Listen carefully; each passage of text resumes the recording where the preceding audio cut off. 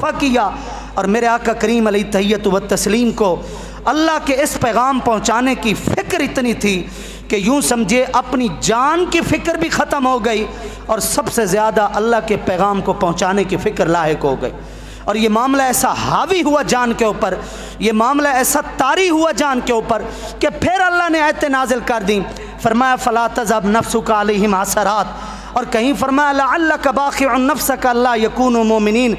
ए हबीब, बंदे मेरे हैं, तुझे नबी और रसूल मैंने बनाया है, ज़िम्मेदारी भी तुझे मैंने सौंपी है, लेकिन अभी ये तेरा कलमा अगर नहीं पढ़ते तो आप अफसोस न करें, आप अपनी जान का कहीं सौदा ना कर बैठें।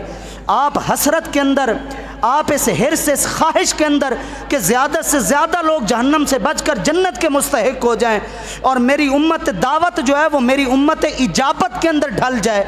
आप इस ख्वाहिश के अंदर अपनी जान का भी ख्याल करें, अपनी जान की भी फ़िक्र करें। अज़ीज़ुन अलैहि मा अनित्तुम हरीसुन अलैकुम बिल मोमिनीन, ये यही मतलब है कि अल्लाह के हबीब को सबसे ज़्यादा ख्वाहिश किस बात की थी कि ज़्यादा से ज़्यादा इंसान ला इलाहा इल्लल्लाहु मुहम्मदुर रसूलुल्लाह पढ़कर गोशा इस्लाम के अंदर दाखिल हो जाए। और इसमें कोई शक नहीं कि ये मेरा आका करीम अलैहि तहियत व तस्लीम के इखलास का एक शाहकार था कि 23 साल के अरसे के अंदर, अल्लामा इकबाल कहता है मगरब की वादियों में गूंजी अज़ा हमारी, थमता न था किसी से सैले रवा हमारा, कि जब इस्लाम का सैलाब बहना शुरू हुआ तो फिर कोई उसके आगे बंद नहीं डाल सका, और जब इस्लाम की अजान ने गूंजना शुरू किया तो फिर अरब तो अरब रहा, मगरब के भी कोनों को इसने अजान ने जाकर पकड़ा। तो कहने का मकसद ये था, ये आप अलैहिस्सलाम का खुलूस था, ये मेरे आका करीम अलैहि तहियत व तस्लीम का इखलास था। अब जो अपने थे वो बेगाने हो गए, जिन्होंने अपने तौर पर सहारा बनाया हुआ था उन्होंने छोड़ दिया। उन्होंने ये समझा कि हम हाथ उठा लेंगे, ये अकेले हो जाएंगे, ये तन्हा हो जाएंगे, ये एक यतीम के बेटे हैं, दादा भी जा चुका है, एक चचा अबू तालिब है, उसने कितना इसको संभालना है। अरब के बड़े बड़े सरदार जनाब अबू तालिब के पास आ गए और कहने लगे ये आपका भतीजा, इसको कह दो करनी है तो सिर्फ अपनी बात करे, हम नस्ल दर नस्ल जिन माबूदों की इबादतें कर रहे हैं, बुतों की जो हमारे घरों में हैं, जो काबा के अंदर 360 रखे हुए हैं ना, इनके बारे में ये कुछ न कहे। अब ये बहुत बड़ी बात थी, एक है सिर्फ हक को जाहिर करना और एक है ये भी बताना कि ये हक है और ये बातिल है। बातिल का बताना सबसे पहले मुकद्दम, हक का बताना बाद में। कलमा पढ़ लीजिए, ला इलाहा इल्लल्लाह,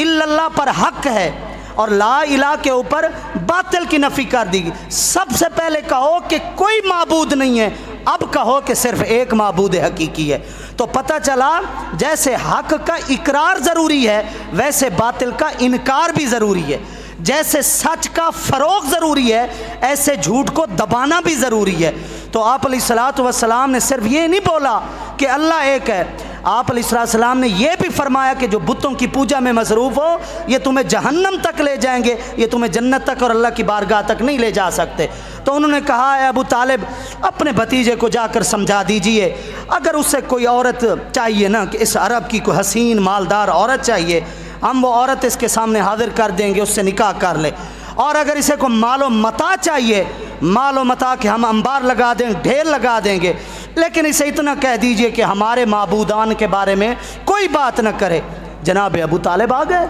आप अलैहिस्सलातु वस्सलाम को आकर उन्होंने सारी बात की कि आज मेरे पास मक्का के बड़े बड़े सरदार आए थे और इस तरह की वो बात कर रहे थे, तो तेरी क्या राय है।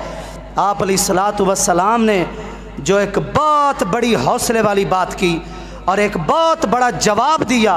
वो आज सारे उन लोगों के लिए है जो दीन का काम करें कि बग़ैर इस्तिकामत के,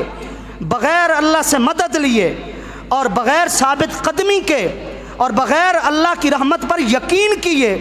कभी ये काम अपने अंजाम को नहीं पहुँचते। आप अलैहिस्सलाम ने वाज़े तौर पर फरमाया लऊ वदअ शम्सा फ़ी यमीनी वल कमरा फ़ी शिमाली मा तरक्तुहु। ये तो अरब की किसी हसीन औरत की बात कर रहे हैं, ये तो मालो मता के ढेर की बात कर रहे हैं। चचा जान उनको जाकर मेरा पैगाम पहुंचा दो, अगर ये आसमान से सूरज को तोड़ कर लाएं और मेरे सीधे हाथ के अंदर रख दें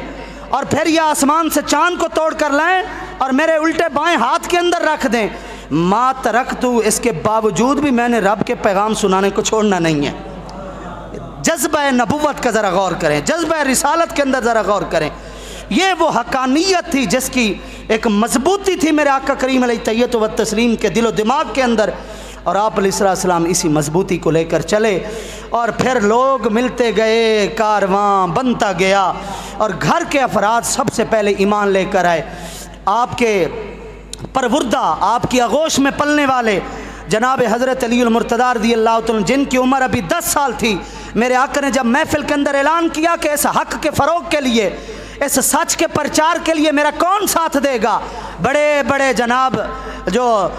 रईस थे ना मक्का के, वो बैठे रहे चुप करके, और एक 10 साल के बच्चे मौला कायनात सैयदना हज़रत अली मुर्तज़ा महफिल में खड़े हो गए और फरमाया मेरी टांगें छोटी हैं, अभी मेरी उम्र अभी छोटी है, लेकिन मैं आपके साथ वादा कर रहा हूँ कि कदम कदम पर मेरा साथ आपके साथ होगा।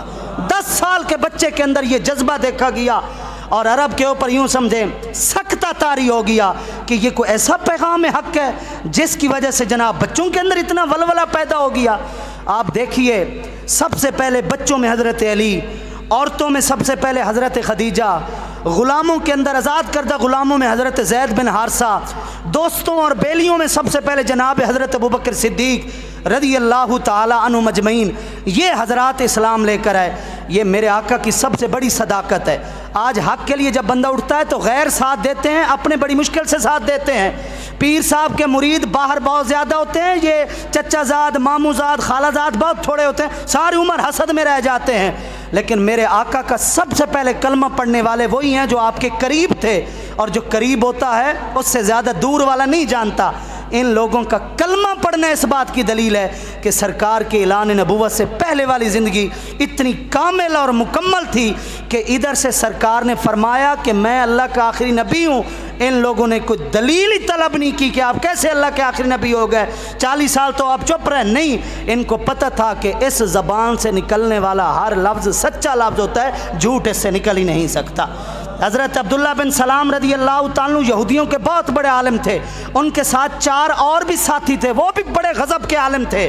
तौरात के सबसे बड़े वो लोग आलिम थे। ये 5 उलमा के एक पूरा गिरोह था। हज़रत अब्दुल्ला बिन सलाम आए थे तौरात से निशानियाँ पढ़कर कि 2 कंधों के दरमियान एक जैसे को कबूतर का अंडा होता है ना, इस शक्ल की को मोहर नबूवत भी है, वो भी जाकर देखेंगे। ये निशानी भी है कि मदीने शरीफ जब हिजरत करके आएंगे तो एक खजूरों वाले शहर में बड़ी बड़ी निशानियाँ उन्होंने पढ़ कर आए कि जाकर निशानियाँ पहले देखेंगे, अगर अल्लाह का आखिरी नबी हुआ तो हम कलमा पढ़ लेंगे, क्योंकि तौरात के अंदर निशानियाँ लिखी हुई थी। लेकिन जब हज़रत अब्दुल्ला बिन सलाम मेरे आका करीम अलैहित्तहिय्यतु व तस्लीम की बारगाह के अंदर आए तो आते ही कलमा पढ़ा, निशानियाँ तलब नहीं की, और फ़ौरन ही कहा कि जिसका चेहरा ही इतना सच्चा हो ऐसा बंदा झूठा हो ही नहीं सकता। और हज़रत अब्दुल्ला बिन सलाम ये कहा करते थे, कहते थे मुझे अपनी बीवी के ऊपर इतना एतमाद नहीं है, मुझे अपने बेटे के हलाली होने के हवाले से अपनी बीवी पर मैं एतमाद तो तोड़ सकता हूँ, लेकिन मैं सरकार के बरहक होने में कभी शक नहीं कर सकता। यही तो बात थी कि अल्लाह ने फरमाया यारिफूनहु कमा यारिफून अबनाअहुम, ए हबीब चाहे तेरा कलमा ना भी पढ़े ना पढ़ें, लेकिन जैसे ये अपने बच्चों को जानते हैं ना कि ये हमारे बच्चे हैं, ये तुझे भी ऐसे ही जानते हैं कि तू अल्लाह का आखिरी और सच्चा नबी है।